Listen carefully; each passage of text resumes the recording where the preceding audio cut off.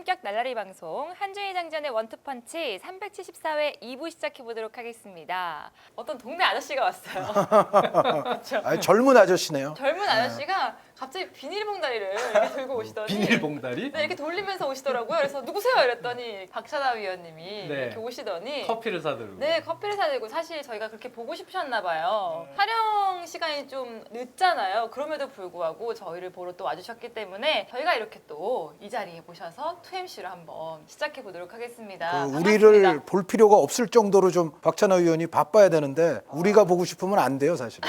아니요, 항상 보고 싶죠. 그리고 약속이 있었는데 오. 약속을 정리를 하고 맞춰서 사실 왔던 거였거든요. 어. 근데 이러려고 온 건 아니고 정말 이 자리에 앉으려는 마음이 정말 1도 없었는데 네네. 또 어떻게 이렇게 여기 있네요, 제가. 또 박찬하 위원님을 함께 모시게 된 이유가 바로 분데스리가 세리에 A 얘기를 또 해보려고 하는데 분데스리가부터 먼저 얘기해 볼게요. 지금 16일 이미 시작을 해서 첫 경기를 치른 상태거든요. 맞아요. 후반에 첫 경기를 보고 좀 세 분이 어떤 생각이 드셨는지 이미 짧게 말씀. 두 번째 경기가 됐죠. 그렇죠. 우리 방송이 월요일이니까 네, 그렇네요. 맞아요. 네, 네. 2라운드까지 다 끝나고요. 네, 우리는 첫 경기만 보고 첫 경기 어땠는지 느낌만 살짝 한마디씩만 한번 들어보도록 할게요. 일단 2라운드는 지금 저희가 결과를 모릅니다만 1라운드는 바이른 미넨이 한현님 표현대로 하면 이제 실족했죠. 첫 경기에 헤르타 베를린에게 무승부를 거두면서 올 시즌은 뭐 예전에 한 4, 5년 전, 3, 4년 전까지만 해도 분데스리가는 뭐 치고받고 말 것 같아도 결국은 바이른 미넨이 우승하는 리그. 그런 느낌을 계속 받아왔는데 올 시즌만큼은 바이른 미넨이 우승 못할 수 있는 리그가 된 것 같아요. 이제는. 오, 네. 느낌이 온다. 그렇죠. 네, 그만큼 이제 가장 강력한 대항마인 도르트문트가 네. 지금 이를 갈고 영입을 했고 바이에른 뮌헨은 무언가 세대 교체라는 어떤 그런 화두가 올 시즌에는 이제 딱 들어가야 되는데 그게 스타트거든요, 사실은. 그 스타트에서 지난 시즌보다는 좋은 승점을 가져가진 못할 것이고 지난 시즌에도 거의 막판에까지 경합이 됐었잖아요. 그래서 저는 개인적으로는 도르트문트가 우승할 가능성이 더 높다고 봅니다. 올 시즌만큼은 벌써 결론이 났어요. 네. 더 강력한 우승 후보가 도르트문트다. 한의원님은요? 뭐 그럴 것 같아요. 이제 독일 쪽 이제 칼럼 같은 거를 많이 봐도 올 시즌 분데스리가가 재밌을 수 있는 이유, 올 시즌은 싱겁지 않을 거기 때문에. 라고 얘기하는 해외 전문가들도 지금 상당히 많아요. 어떤 전문가는 이제 정말 장 의원님처럼 도르트문트가 오히려 정말 할 수 있다라고 생각하는 전문가들도 있고 또 일부는 라이프치히나 라이프치히도 가능성이. 또 정말 극소수는 레버쿠젠까지도 잘하면 레버쿠젠. 뭔가 좀 끼어들 수도 있지 않을까. 물론 우승까지는 그건 아니지만 네. 다크호스 정도는 네. 될 수 있을 것 같고 라이프치히까지는 넓게 봐서는 우승 후보로 보는 사람도 있는 것 같아요. 라이프치히 그만큼 힘이 있죠. 나겔스만이 이제 새로운 시대에 이제 라이프치히를 이제 이끌게 됐는데 지난 시즌까지 보면 이제 라이프치히 말씀을 잠깐 드리면 지난 시즌 라이프치히가 다른 강호들에 비해서 부족했던 거는 득점력이 조금 떨어졌어요, 사실은. 지난 시즌 라이프치히가 최소 실점을 할 정도로 그렇죠, 최소 정말 실점. 이미 견고한 수비가 돼 있었는데 그 득점적인 부분이 이제 바이에른 뮌헨이나 도르트문트나 혹은 나겔스만의 전 클럽인 순위가 훨씬 더 떨어지는 호펜하임보다도 적어요, 골이. 예, 라이프치히가. 그런데 호펜하임에서 이제 나겔스만이 보여준 거는 항상 뭐냐면 예상치보다 더 좋은 팀을 만들고 더 화끈한 팀을 만드는 게 나겔스만이 여태까지 해왔던 거임을 미루어 볼 때 라이프치히를 조금 더 화끈하게 만들 수 있지 않을까. 그러면은 라이프치히가 득점포가 지난 시즌보다 좀 올라간다 그러면 경쟁에 잘하면 끼어들 수도 있다.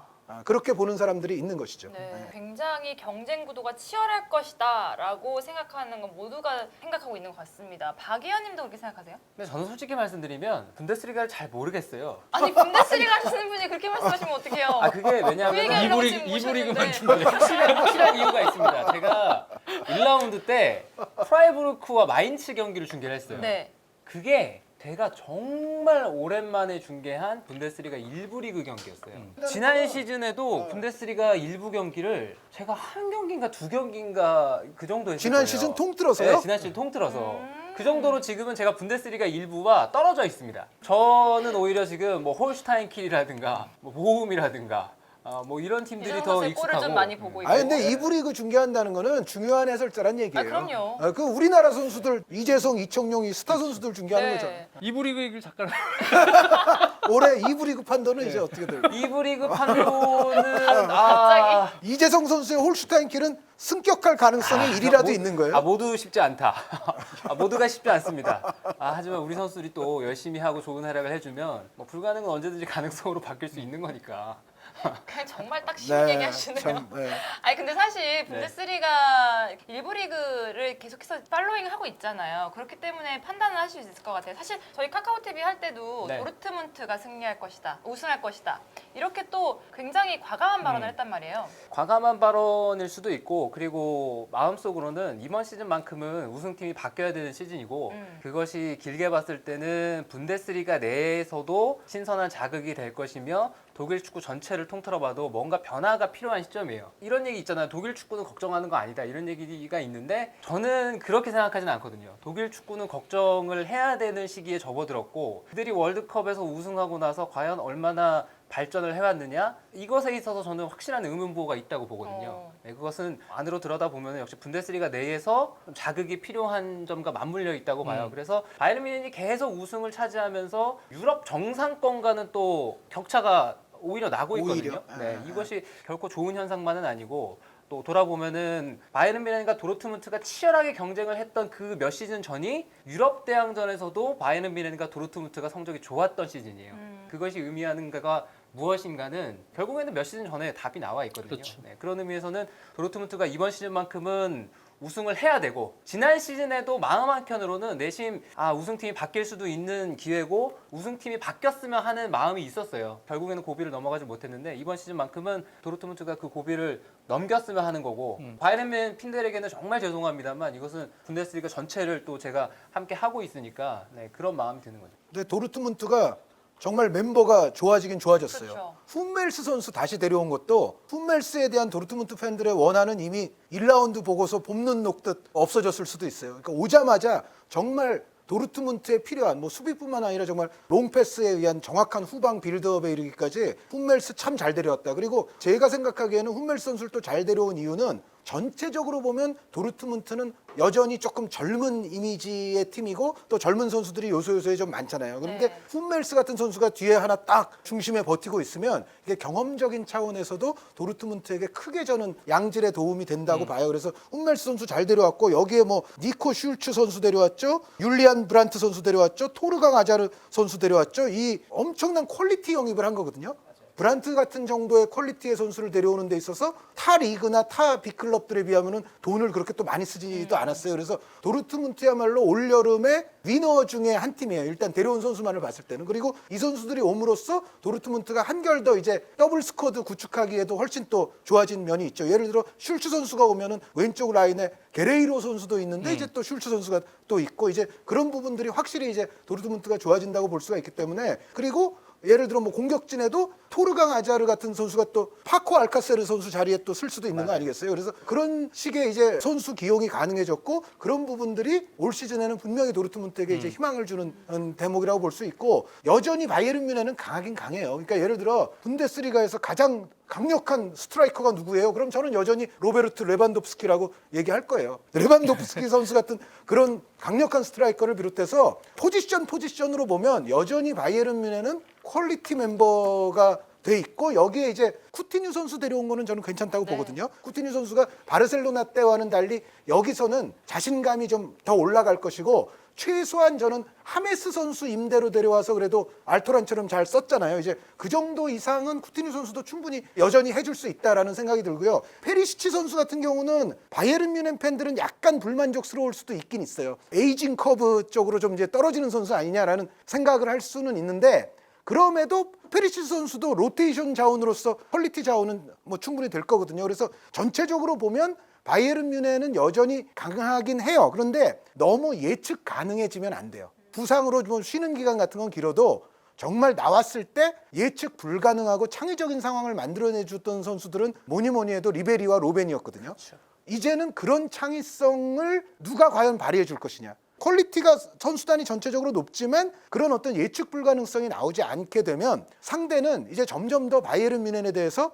전체적인 스타일은 좀 예측 가능해. 한번 열심히 막아볼까? 이제 그런 식의 경기를 진행을 했을 때 헤르타 베를린 같은 경기가 또 나오지 말라는 법이 없거든요. 그렇죠. 그래서 바이에른 뮌헨이 과연 리베리와 로벤의 창의성을 이제 어디서 구할 것인가.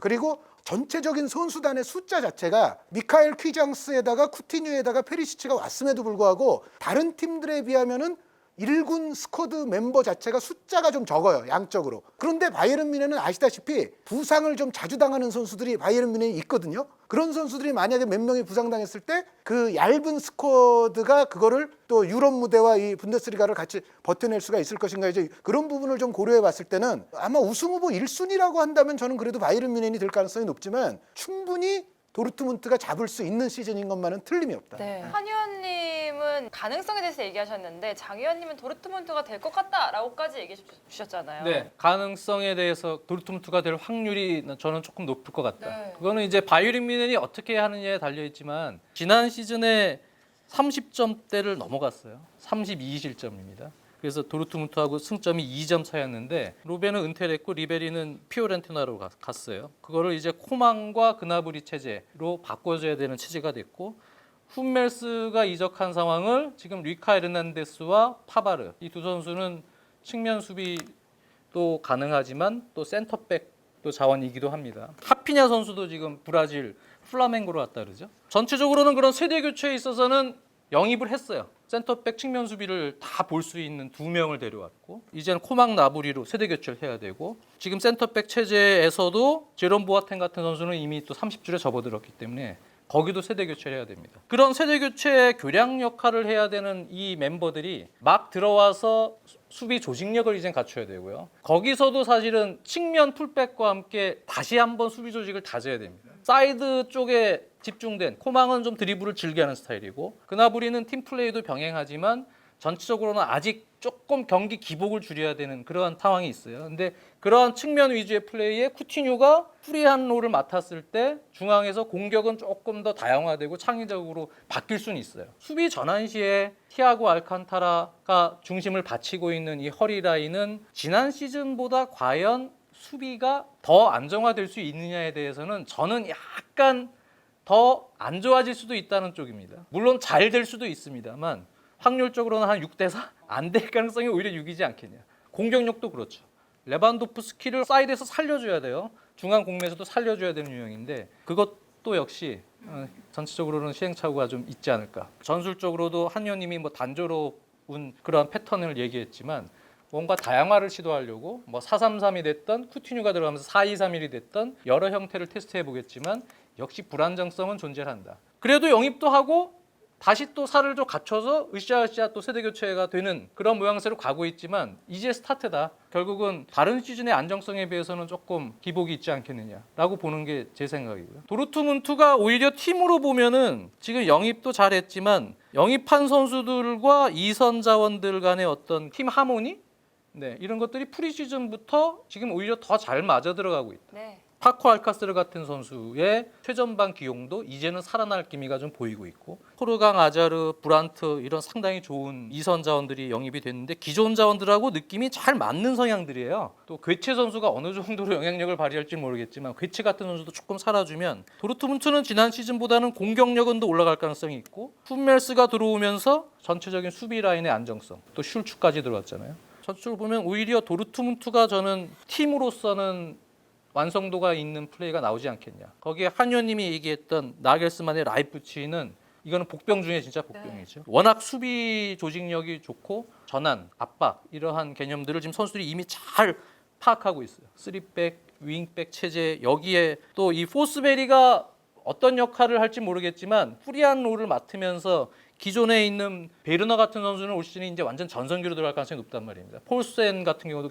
기본을 해줄 가능성이 높고 조커 같은 자원들도 상당히 바이에른 뮌헨에 비해서는 풍부하죠. 저는 연속성의 측면에서는 도르트문트에 높은 점수 주고 싶고 지난 시즌에서 덧댄 것이 이번 시즌의 도르트문트라면 바이에른 뮌헨은 아주 불안정한 상태예요. 왜냐하면은 주도적으로 영입을 준비했던 선수들이 어그러지면서 거의 막차 타고 쿠티뉴를 네. 울며 거자 먹기 같은 느낌으로 영입한 감도 없지 않아 있거든요. 그래서 불안정하고 대표적으로는 코바치 감독이 매우 불안해요. 그렇죠. 네, 저는 바이에른 뮌헨에 갔을 때부터 좋은 선택이 아닐 것이다라는 느낌이 강했거든요. 전 니코코바치 감독의 어떤 전술적 역량이라든가 선수들과 조화를 이루는 데 있어서 그렇게 능수능란하는 것 같진 않아요. 성적이 안 좋았을 때 항상 문제의 여지가 있고 실제로 지난 시즌에도 문제가 났었고 네. 이번 시즌에는 첫 경기 하자마자 지금 불만 뜬 선수들이 몇 선수가 있어요, 심지어.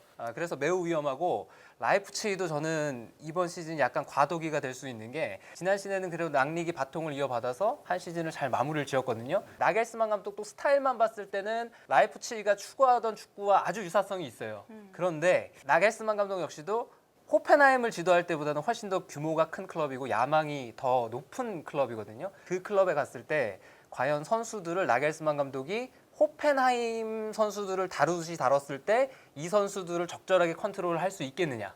여기에 있어서는 저는 약간 지켜볼 필요는 있다 이런 생각이 들고 또 호펜하임이 실점이 아주 많은 팀이었어요. 나겔스만 감독이 수비가 흔들릴 때 그런 수비 대처라든가 이런 것들을 영리하게 하지 못했던 경기들도 있거든요. 물론 그런 것들을 결국엔 극복을 해서 후반기에 항상 추진력을 얻고 순위를 끌어올리긴 했었는데 라이프치히는 그게 아니잖아요. 네. 상위권에서 지금 1위를 노리고 올라가야 되는 팀인데 한 번 흔들리고 호펜하임 팀처럼 그렇게 흔들흔들 걸었을 때 벌어진 승점 차이를 과연 만회할 수 있겠느냐. 그러니까 이 팀 같은 경우는 뭐 오르반이나 코나테 중심으로 한 3백, 하스텐베르거 또 클로스터만 윙백 이 기존의 주전 라인 캄프를 중심으로 한 허리 라인이나 티모 베르너를 중심으로 한 공격 라인이나 베스트 라인업은 잘 갖춰져 있고 네. 분명히 저는 티모 베르너의 성향도 잘 활용할 거라고 보여져요.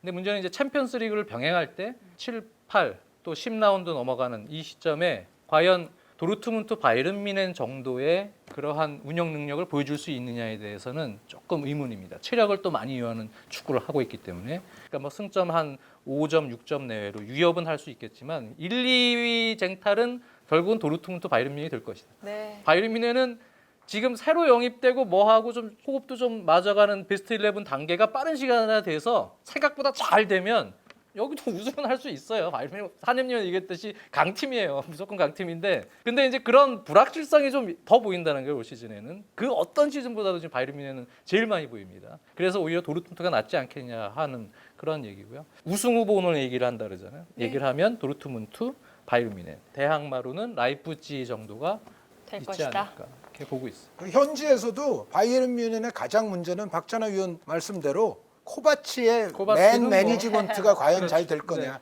그 문제를 가장 불안시하는 또 평론가들이 많이 있어요. 맞습니다. 어쨌든 분데스리가 지금 2경기만을 치렀을 뿐이거든요. 이 날이 가면 갈수록 우리가 예측한 대로 될지 아니면 다른 결과가 펼쳐질지 한번 지켜보시면 좋을 것 같고요. 이제 세리에 A 얘기를 해보도록 하겠습니다. 유벤투스 9연패 할 것이다, 안 할 것이다. 바이른 뮌헨의 분데스리가 도르트문트라는 확실한 대항마가 있는 반면에 세리아는 아직까지도 조금 그렇다고 해서 유벤투스를 잡아먹을 팀이 있을까라고 보면 아직은 좀 미진한 것 같아요. 근데 아직 이적 시장이 지금 남겨져 있기 그렇죠. 때문에 팀 전력 외로 지금 나와 있는 이카르디나 이런 선수들의 행보에 의해서 약간의 연쇄 변화는 있겠죠. 근데 유벤투스 같은 경우도 사리 감독 체제 프리시즌을 계속 중계를 하면서도 느낀 부분이지만 과연 사리 감독 축구와 빠른 시간 안에 잘 하하호호 맞춰서 갈 수 있겠느냐에 그건 대한 의문이 있어요. 부분에서는 유벤투스도. 의문이 있는 것이 일단 이 사리 감독 축구는 공격진들이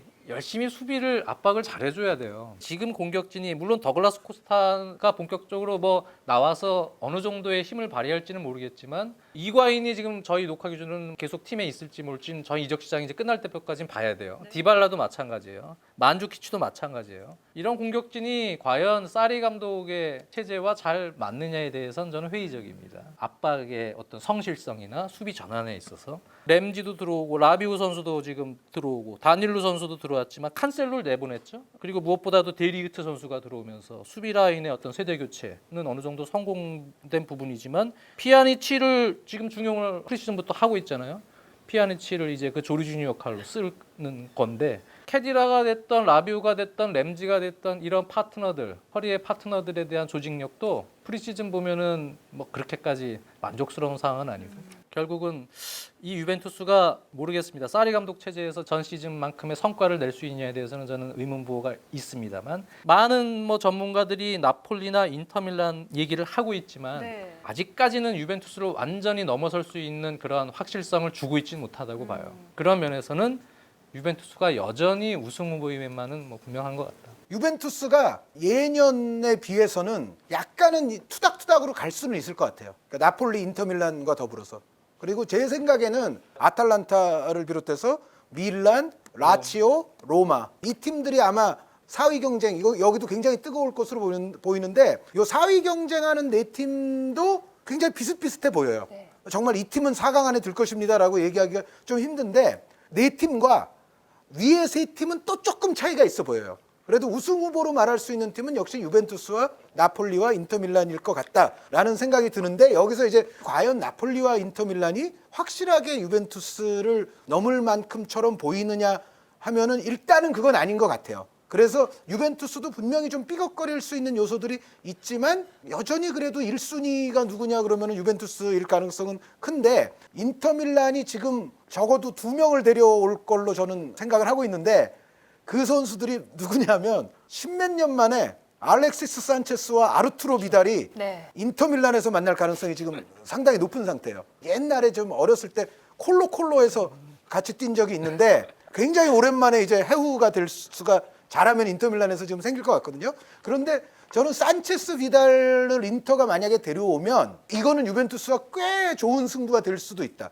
그리고 저희 녹화 기준으로 이미 이 선수는 확정된 걸로 보여요. 이르빙 로사노 선수. 들어왔어요. 굉장히 좋은 영입이에요. 제가 봤을 때는 나폴리의 기존 동료들 스타일과 아주 잘 어울릴 수 있으면서 득점포에 있어서 굉장히 도움이 될 영입이기 때문에 저는 로사노 선수 영입이 일단 굉장히 좋은데 여기에 나폴리가 지금 이카르디 선수를 데려오려고 하고 있거든요. 그 이카르디 선수를 물론 데려오려고 하는 게 지금 나폴리 하나는 아니에요. 유벤투스도 지금 이카르디 선수 얘기가 계속 나와요. 맞아요. 그리고 저는 인터가 이카르디를 계속 잡고 있을 가능성은 매우 작다고 생각해요. 한 10%도 안 돼요. 인터는 이제 이카르디는 이제 보내야 되는데 유벤투스한테는 안 주려고 하지 않을까 싶어요. 당연하죠. 그렇죠. 왜냐하면 인터 입장에서는 유벤투스는 정말 넘어야 할 대상이고 해외로 보내는 게 이제 인터 입장에서는 최선이긴 하지만 유베 보내느니 차라리 나폴리 보낸다라고 나올 가능성은 저는 있다고 봐요. 나폴리도 물론 자신들과 순위 경쟁을 해야 되는 라이벌인 거는 사실인데 그럼에도 유베 보내는 것보다는 아마 나폴리 가능성이 좀 있지 않을까라는 생각이 있는데 만약에 나폴리가 지금 로사노 선수 데려온 상황에서 이카르디 정도의 센터포워드 하나 데려온다 그러면 나폴리도 유벤투스와 승부가 될 거라고 봐요. 제가 지금 전제를 달았어요. 로사노 데려왔고 이제 이카르디를 더 데려올 수 있느냐. 그리고 여기에 이제 인터밀란은 저희 녹화 기준상으로는 확정이 안 됐지만 굉장히 가까이는 가고 있는 걸로 지금 나오고 있거든요. 산체스와 비달, 칠레 두 왕을 이제 콤보로 영입하는 거. 그게 만약에 인터가 된다. 맨유 팬들 입장에서 보시면 아이 뭐 루카쿠나 산체스나 뭐 인터 가서 뭐 쟤들이 뭐 꺽이나 또 하지 무슨 특히 산체스 선수요. 산체스 선수가 만약에 인터 지금 이탈리아 리그로 한번 돌아오면 저는 아직은 산체스 선수에게 마지막 남은 엔진이 저는 있다고 생각해요. 한 시즌 정도는. 지금 인터의 전체적인 구조를 봤을 때 물론 라우타로 마르티네스 선수가 상당히 좋은 선수이긴 하지만 산체스가 있으면 저는 분명히 도움 된다고 보거든요. 그래서 만약에 인터가 이 칠레 왕 콤보 영입을 하고 나폴리가 이카르디 영입을 하는 순간이면 잘하면 이거는 3파전 비슷하게 갈 수도 있다. 그 밑에 네 팀도 만만한 상태가 아니기 때문에 유벤투스가 여태까지 승점 쌓기 했던 거에 비하면 올 시즌은 상당히 어려워질 수도 있다. 결국엔 이적 시장 결과가 어떻게 나느냐에 따라서 굉장히 많이 양상이 달라지겠네요. 이게 또 얘기가 이렇게 하고 있지만 말씀해주신 이런 이적들이 다 실현이 되잖아요. 실현이 나서 시즌이 끝났어. 이제 2020년 여름이에요. 막상 한 시즌을 돌아보니까 얘네들이 다 터진 거야. 다른 이유로 그냥 잘못 터진 산체스가 거야? 또 꺽 하고 또 인터밀란은 지금 계속 이카르디를 어디다가 줘야 이 폭탄이 가서 터질까. 그러니까 또 생각 못했네요. 그 라카론에서는 맞아요. 그 샴폭탄이 있거든요. 그러니까 폭탄. 이게 어느 팀을 이게- 보내야 저기서 제대로 터져서 팀을 풍지박살 낼 것인지. 그렇죠. 그래서 근데 과연 궁합이 이제 굉장히 중요하거든요. 저런 문제 같아요. 공격에서 폭탄이 터지냐, 수비에서 폭탄이 터지냐. 근데 축구 특히 우승권을 노리는 경쟁 팀들은 수비에서 폭탄이 터지는 게 더 위험하긴 합니다. 네. 예를 들면 지금 우승 경쟁 후보 세 팀 감독이 다 포머 첼시 매니저 그렇죠. 잖아요. 사리, 안첼로티. 어쩌면 그렇게 됐을까? 거기에 대해서는 콘테인데 어떻게 생각하시나요? 첼시 3인방에 워낙 많은 감독이 첼시는 짧은 기간에 거쳐갔기 때문에 여러모로 다 돌아다니면서 이렇게 강팀들을 맡고 있어요. 아예 로마의 라니에리 감독도 얼마 전에 그러니까요. 있었는데. 클라운이라는 얘기도 있어.